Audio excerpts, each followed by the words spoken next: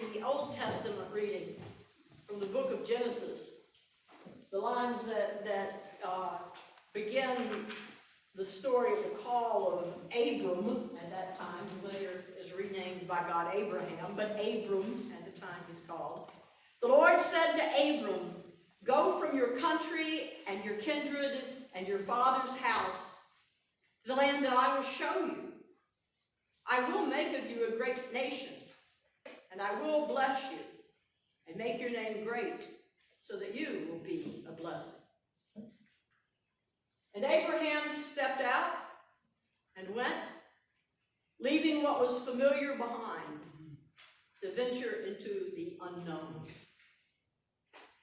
One of the earliest times in my life that I remember intentionally venturing out into the unknown was when I was about 7 years old.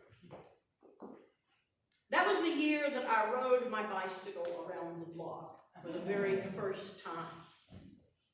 Now, when I left home that morning, I really didn't intend to ride my bike around the block. I just intended to ride my bike like I always had, which was to go out of our driveway, turn right, go down to where the street came in, because I was not allowed to either ride on the street, I had to ride on the sidewalk, and I was not allowed to cross the street. So I just thought I'd do what I usually do, turn right, get to the street, stop, turn around my bike, ride back past my house to the other street, stop, turn around, ride back. That's what I usually did. But this particular day, I went out of the driveway, turned right, got to that street, and I stopped. I knew I couldn't cross the street. I didn't want to disobey my parents. However, they had always said to just stay on the sidewalk, right? But when I looked right, that sidewalk continued out that way. And so I realized that I could obey my parents, not ride in the street, not cross the street, stay on the sidewalk, and just follow the sidewalk. And so I sat there for a while thinking about that. I'd never been on that stretch of sidewalk before. It was something I didn't know. I'd never ridden in front of those houses. And I didn't know the people who lived in those houses like I knew the people on my street, the Harrisons, the Braswells, and the little girl I played with who was Mennonite, and all the people that would, in those days, have places for you to stop when you were out riding your bike. You get some cookies or something, and it was okay. You didn't have to worry about it. They were all my friends, but if I turned right on that new stretch of sidewalk, that unknown stretch, I didn't know those people. I also didn't really know where that sidewalk would go, because I really didn't have any conception of what a block was at all. I heard people talking about blocks, but I didn't know what it was. All I knew was I could follow the sidewalk, and I was 7 years old. And it was time for me to stop just going back and forth in front of the house. So I turned, and I started down that sidewalk, and all of a sudden, all sorts of fears started coming up in me. And I would go a little ways, and I would stop, and I'd think about turning back, because if I turned back now, I might just be safe. I might be able to get back home. If I kept going, who knows where that thing went? Yeah. But I kept going.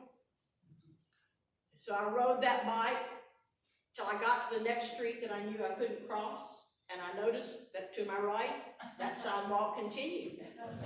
So I turned to my right, and I went down that sidewalk, still going by some things that looked very unfamiliar to me, till I got to another street where a couple of houses were familiar. So I turned right again, and lo and behold, I was on my own street. And I rode all the way back. We were about in the middle of that block, and there was my driveway, and I turned right into my driveway, and I went home, and I went through that driveway and into the little separate garage that we had in that little frame house, and put my bike up and walked in that house, a new 7-year-old woman. And I learned a lesson. I didn't know that I learned a lesson that day. I would not have been able to tell you that. But at 70 years old now, I look back at that 7-year-old lesson, 7-year-old girl's lesson, and I realized what it was. And I realized that it has stayed with me throughout all my ventures into the unknown throughout my life. And that lesson I can best describe as this.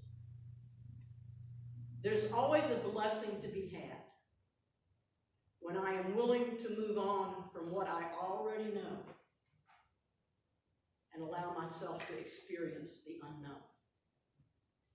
There are always blessings to be had, not just one, but many, when I'm willing to just turn right or left.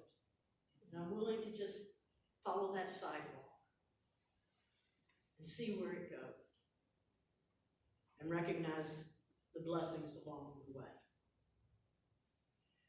We encounter that same lesson in the story of Abram, especially the part that we read today, but really throughout the story. He gets that lesson over and over again about leaving one thing or one way of thinking or one way of being to go into something that's unknown. And each time, that's the way he claims his blessing. That blessing grows each time he steps more into that unknown territory and is willing to leave what has become familiar behind. And at times, his journey through the unknown is not particularly to his liking. Things don't always go the way that he thinks they're going to go as he journeys through the unknown to that land that God told him he'd tell him he was there when he got there. But that experience was the way that Abraham claimed the blessing and the fullness of the blessing that God had given him, that from him would come a great nation. And part of that blessing continues to 3 of the major religions of the world today, called the Abrahamic religions. Do you know what they are? What was the first one? The one that Abram would have Judaism. What's the one we know? Christian. And what's the one that follows Abram's line, not through his first son by Sarah, but through Ishmael? What is that one? Muslim. Islam. The 3 Abrahamic religions, cousins, through Father Abraham.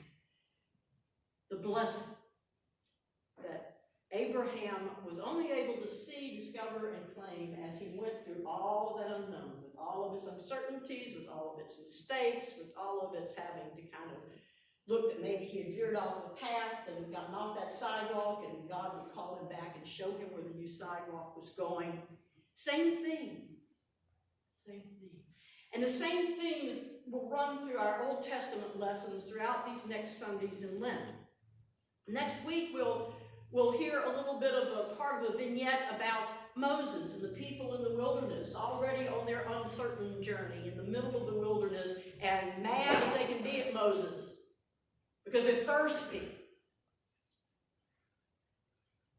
And he's able to give them water to drink from a rock. Blessed the wilderness. Blessing in the uncertainty.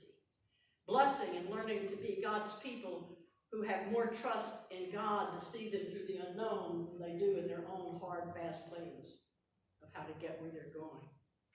And then the week after, we'll hear about Samuel. We will have moved up again many generations, just as Moses is pretty far separated from those stories of Abraham.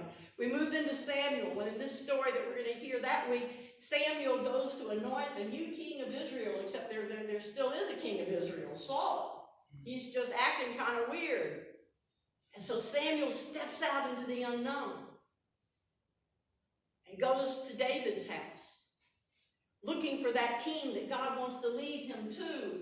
And lo and behold, it isn't any of the big, strapping, smart, capable brothers. It's the little, scrawny shepherd boy, David. And the uncertainty carried the blessing that as David did come into his kingdom, it would be the greatest kingdom that Israel had ever had. And then we'll move up again into a time when that kingdom has been smashed and the people have been overcome and they're in exile, and the prophet Ezekiel in exile with them has a vision about dry bones. And he realizes in that vision where the dry bones become in flesh again, or God's message to a people who have just about been beaten down by living in the uncertainty of exile. And God has found them in that uncertainty to give them a new blessing. In all of these stories of our spiritual ancestors, we come across the same theme. The same theme that over generations, not only for individuals, but for a whole peoples, the theme that God's blessings are freely given. They're just out there. But those blessings are mostly claimed when we leave what is familiar to enter into the unknown. It's not that we earned them that way. It's that we couldn't even find them that way. You can have buried treasure in your backyard somewhere, but unless you go through the uncertainty of digging up your backyard, you'll never claim it. And so God's blessings, whether we look at ourselves or Abraham or Moses or Samuel or Ezekiel or nations throughout history, peoples throughout history, situations throughout history, every time the blessing is there waiting to be discovered, but somewhere in that, somebody or some group of people have to do what? Leave what they are familiar with and be willing to move with uncertainty into something where they don't even know exactly where it's going. That is simply the way God has created this universe to work. It's just the way it works. Maybe God should have had a better idea. I don't know. I'm sure I probably would have had a better idea. Maybe you would have. At least in my mind, or your mind. And it's easy for me to just hold on to those ideas because they're mine, or they belong to somebody I trust. They're not always identical to God's. God's always involved us leaving something behind and being willing to go into the uncertainty, into the unknown. Always involves some kind of shift from the comfort that we know to the discomfort of experiencing the unknown. The claiming of our blessings usually comes when we're willing to follow the sidewalk past unfamiliar houses, past people we don't know or maybe even trust, until we find that we have gone all the way around the block. So what is the unknown that you are either being invited into, or maybe you already are right in the middle of that unknown now? So many. Changes in health, changes in age, changes in situation. Those are some for individuals. For groups, there are many, many more. Churches face changes. The country faces changes. The world faces changes. So many. Where are you being invited to step into the unknown? Where are you invited to do more than just stepping, but to experience what it is? Where are you in that unknown of not having the answer, but being able to trust in the blessing that will sometime come? What is the sidewalk that comes what may? You might just need to keep following.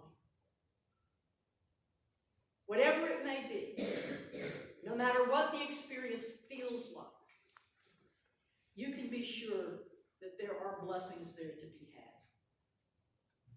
You just may not realize what those blessings are until you have gone all the way around the block. Amen.